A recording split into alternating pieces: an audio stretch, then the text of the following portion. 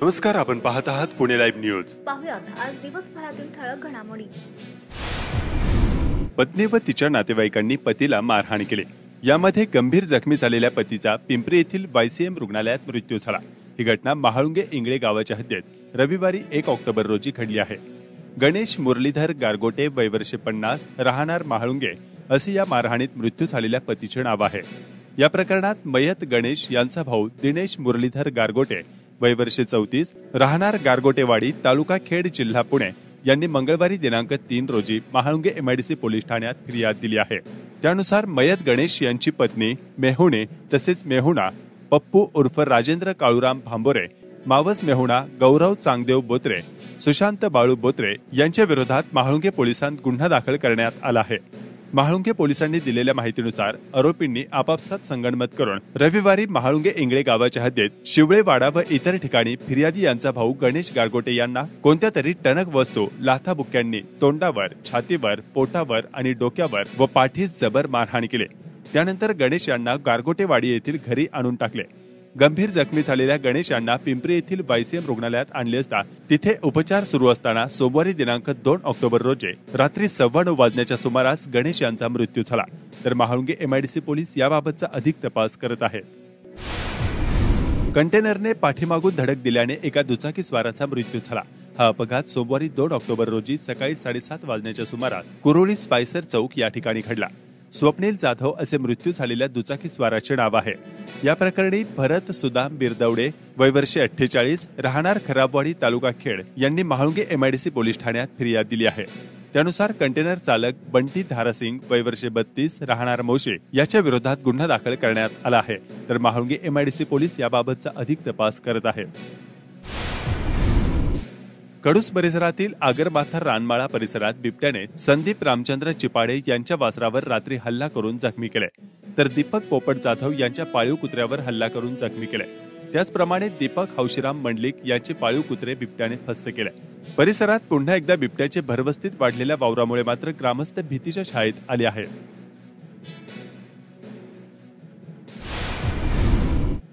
खेड तालुक्यात गेल्या 10-12 दिवसांपासून काही भागात पावसाने चांगलाच जोर लावून धरला आहे. मात्र आज मंगळवारी पावसाने संपूर्ण उघडीप दिल्याचे दिसून आले. आज दिनांक 3 ऑक्टोबर 2023 रोजी दुपारी 2:45 भामा आसखेड प्रकल्पातून भामा नदीपात्रात होत असलेला विसर्ग बंद करण्यात आला आहे. पाणलोट क्षेत्रातील पाण्याची आवक पाहून पुढील काळात विसर्ग करण्यात येणार आहे. राजगुरुनगर येथे मराठा आरक्षणाच्या मागणीसाठी मराठा क्रांती मोर्चाच्या वतीने सुरू असलेल्या साखळी उपोषणाला बुधवारी 4 ऑक्टोबरला चांडोली आणि शिरोली गावाचे ग्रामस्थ सहभागी होणार आहेत. तर मंगळवारी 3 ऑक्टोबर रोजी रेटवडी गावाच्या ग्रामस्थांनी उपोषणात भाग घेऊन पाठिंबा दिला. तहसीलदार प्रशांत बेड्स यांना प्रहार अपंग क्रांती आंदोलन खेड तालुका यांच्या वतीनं संजय गांधी निराधार योजनेची पेन्शन वेळेत मिळावे व जुलै-ऑगस्टची पेन्शन लवकरात लवकर जमा करावे, तसेच दिव्यांगांना अंत्योदय रेशन कार्डवर 35 किलो धान्य मिळावे यासाठी निवेदन देण्यात आले. मांजरेवाडी येथील कैलासवासी वसंतराव मांजरे विद्यालयात सर्व आधुनिक सोयी सुविधायुक्त क्रीडांगण मैदानाचे उद्घाटन स्पोर्ट्स मेडचे संस्थापक संचालक डॉ. अनंत जोशी आणि डॉ. मीरा जोशी यांच्या हस्ते संपन्न झाले. पाईट तालुका खेड येथील एलाइट स्कूल या इंग्रजी माध्यमाच्या शाळेसाठी डॉ. विश्वनाथ गारगोटे यांनी ग्रंथालय कपाट व सुमारे 40,000 रुपयांची पुस्तके मोफत भेट दिली. राजगुरुनगर नगर परिषदेच्या इमारतीच्या तळमजल्यावर 25 लहान व्यावसायिक दुकाने काढली. मात्र या तळमजल्यावर सांडपाणी व्यवस्था कोलमडून पडल्यानं ऐन सुट्टी कालावधीत झालेल्या पावसामुळे संपूर्ण तळमजल्यावर पाणी साठून या भागातील दुकानामध्ये पाणी शिरले आहे. तर नगर परिषद प्रशासन याकडे दुर्लक्ष करत असल्याचा आरोप होतो आहे. गेट उघडण्यास उशीर, सिक्युरिटीला ठार मारण्याचा प्रयत्न. जेवण करत असल्यामुळे गेट उघडण्यास उशीर झाल्याने दोघांनी मिळून सुरक्षा रक्षकाला बेदम मारहाण केली. लाकडी दांडक्याने मारून जीवे ठार मारण्याचा प्रयत्न केला. ही घटना रात्री 9:30 वाजता खराबवाडी येथील बंद पडलेल्या फोर्जिंग कंपनीच्या गेटवर घडली. ओमकार जयराम शिंदे, वय 23, राहणार चाकण, आर्यन दशरथ चव्हाण, वय 19, राहणार चाकण या दोघांना पोलिसांनी अटक केली आहे. या प्रकरणी हनुमंत रंगनाथ आबूज, वय 55, राहणार खराबवाडी, तालुका खेड यांनी महाळुंगे MIDC पोलीस ठाण्यात फिर्याद दिली आहे। अमोल पानझाडे वय 35 असे जखमी सुरक्षा रक्षकाचे नाव आहे। खराबवाडी येथे बंद पडलेल्या 4G कंपनीच्या गेटवर अमोल हे सुरक्षा रक्षक म्हणून काम करत होते। रविवारी रात्री 9:30 वाजताच्या सुमारास आरोपी गेटवर आले। त्यांनी गेट उघडण्यास सांगितले, मात्र अमोल हे जेवण करत असल्यामुळे त्यांना गेट उघडण्यास उशीर लागला। त्यावरून आरोपींनी अमोल यांना शिवीगाळ करून लाथाबुक्क्यांनी मारहाण केली। लाकडी दांडक्याने मारून अमोल यांना जीवे मारण्याचा प्रयत्न केला असल्याचे फिर्यादीत म्हटले आहे। महाळुंगे MIDC पोलीस तपास करीत आहेत। चाकणमध्ये अटक करण्यात आलेला व सध्या ससून रुग्णालयात उपचार घेणारा कैदी अंमली पदार्थ तस्कर ललित पाटील सोमवारी रात्री ससून रुग्णालयातून पसार झाल्याची खळबळजनक घटना उघडकीस आली।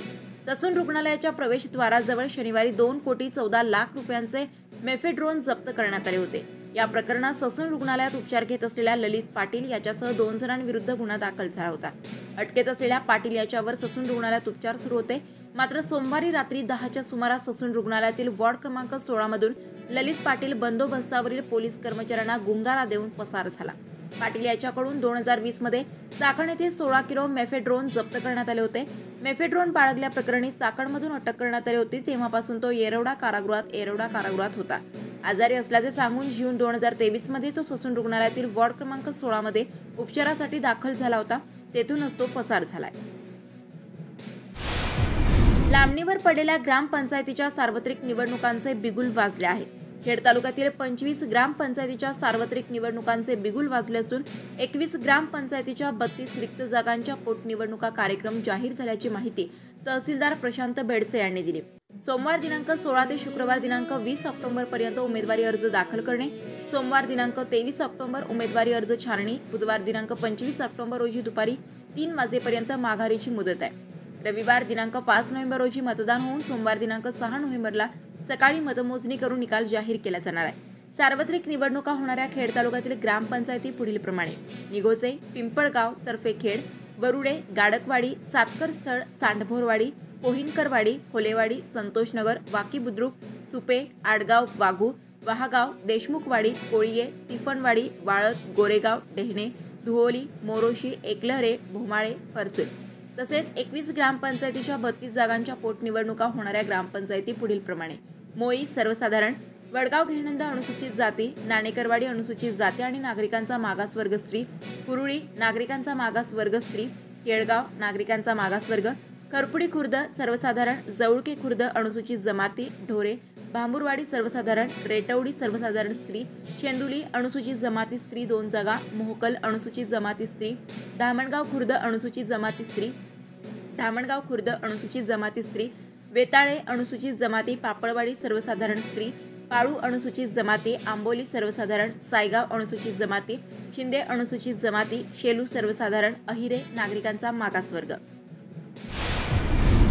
राजगुरुनगर नवीन पुलावर मोठ्या प्रमाणावर वाहन पार्किंग होत असून वाहतुकीस अडथळा होत आहे। तालुक्याभरातून लोक सरकारी व न्यायालयीन कामे करण्यासाठी राजगुरुनगर येथे येत असतात। शहरात पुरेशी वाहनतळ जागा नाही, त्यामुळे रस्ते व पुलावर सरळ वाहन पार्किंग करून लोक जात असल्याने वाहतूक कोंडी नित्याची झाली आहे। खेड तालुक्यातील सर्व प्रश्न जैसे ते प्रलंबित असून जनतेला पुढाऱ्यांच्या आश्वासनांचा वीट आलाय। राजगुरुनगर नगर परिषद कार्यालयाच्या आजूबाजूला सार्वजनिक गटारे तुंबली असून रस्त्यावर सांडपाणी वाहत आहे। यामुळे पायी चालणाऱ्या नागरिकांना जाण्यास असुविधा होत आहे। वारंवार सांगून देखील नगर परिषद सांडपाण्याचा प्रश्न सोडवू शकलेली नाही।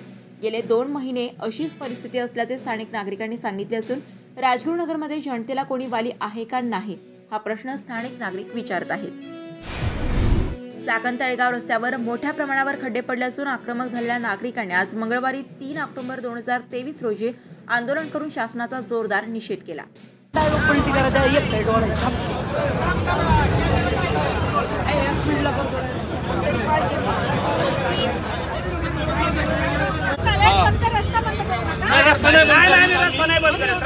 खड्ड्यात 3-4 फुटाच्या खड्ड्यात पडले आणि त्यांचा फ्रॅक्चर झालेला आहे।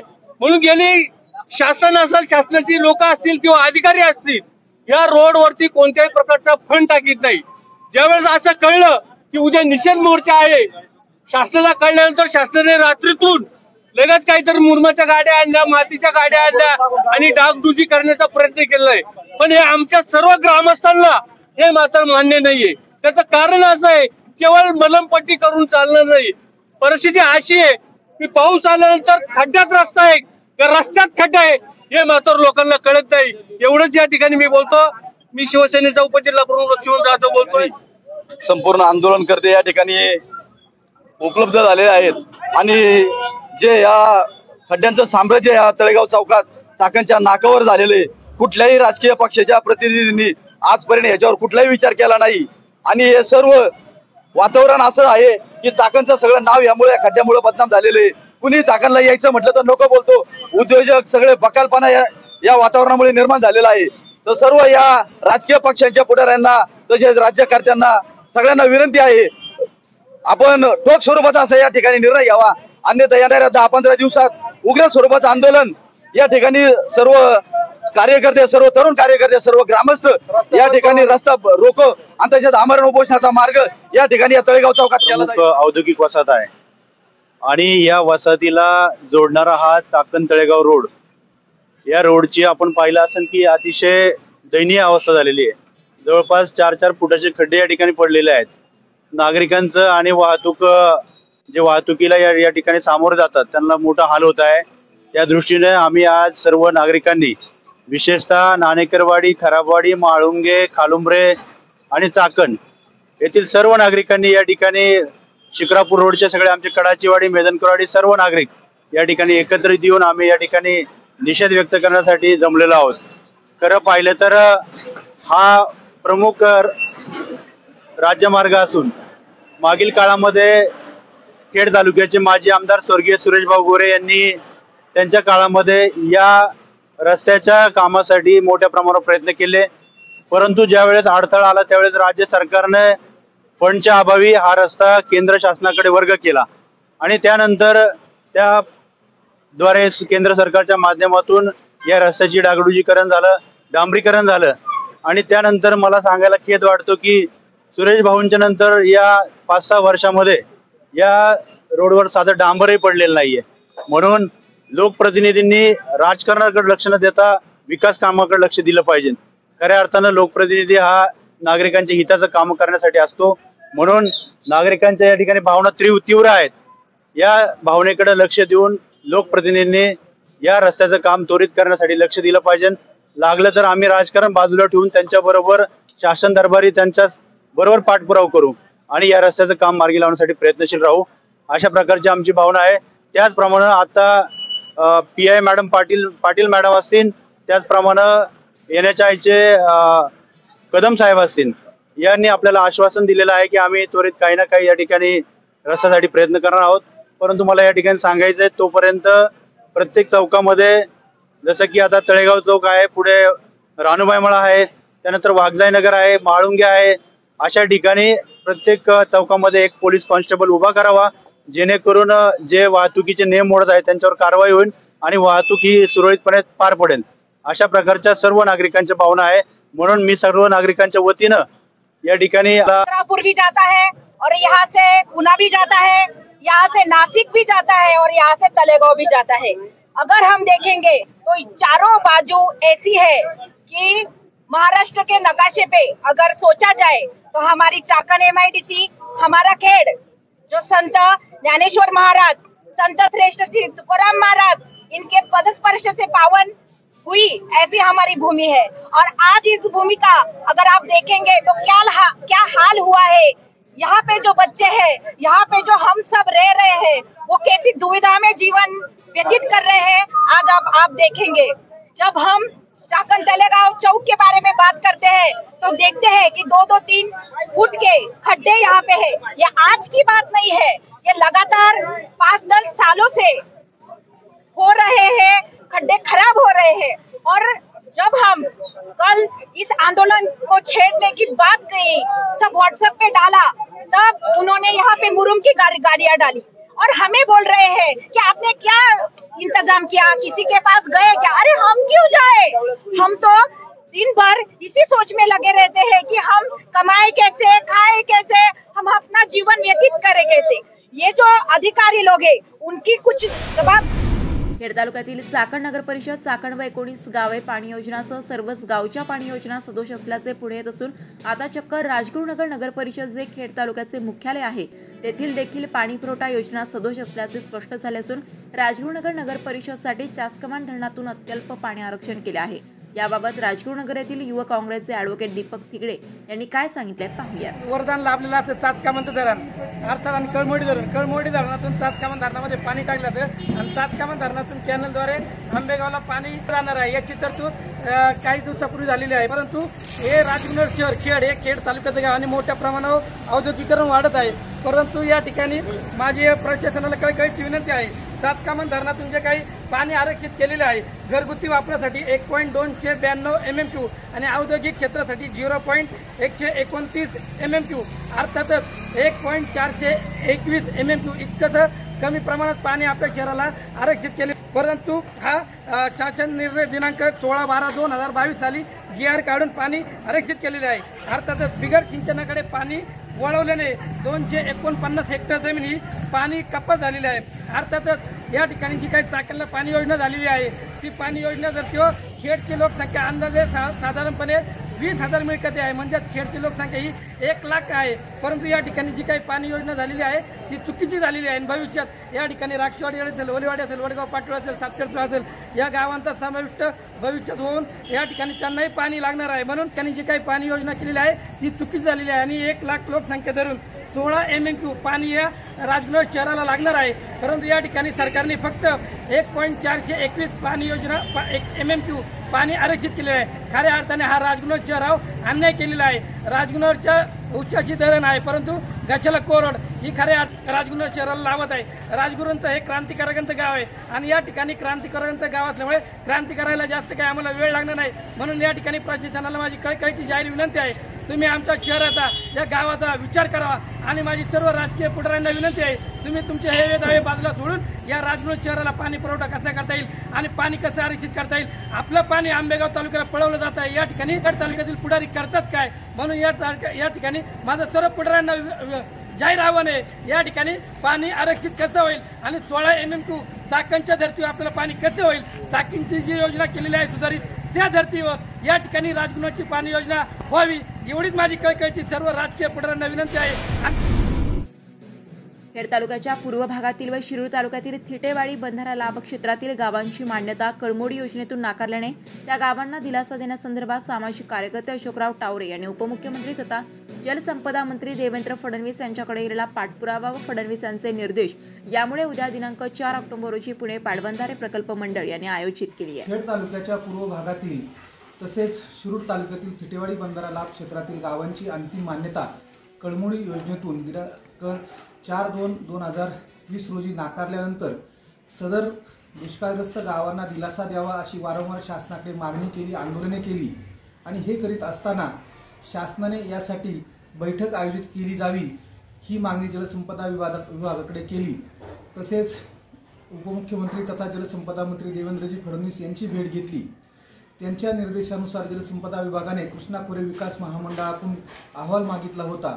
सदर अहवाल एप्रिल 2023 मध्ये अपर मुख्य सचिव जलसंपदा यांना सादर झाला। त्यानंतर कृष्णा खोरे विकास महामंडळाने जो अहवाल पाठवला त्यामध्ये जी टिप्पणी नमूद केली होती, वेगळी प्रशासकीय मान्यता तसेच महामंडळ स्तरावर बैठक आवश्यक आहे, त्यामुळे कृष्णा खोरे विकास महामंडळाला पत्र पाठवून बैठकीची मागणी केली। यासाठीही फडणवीस साहेबांनी निर्देश दिले होते आणि त्यानुसार दिनांक 4 ऑक्टोबर 2023 रोजी पुणे पाटबंधारे प्रकल्प मंडळ अधीक्षक अभियंता यांनी बैठकीचे आयोजन केले आहे आणि सदर बैठकीमध्ये या वगळलेल्या गावांना न्याय दिला जावा, कळमोडीचं जे वाढीव क्षेत्र आहे त्यासाठी पाण्याची तरतूद केली जावी आणि ह्या अवर्षणग्रस्त गावांना कायमस्वरूपी दिलासा देण्यासाठी शासनाने उपाययोजना करावी अशी मागणी केली जाणार आहे।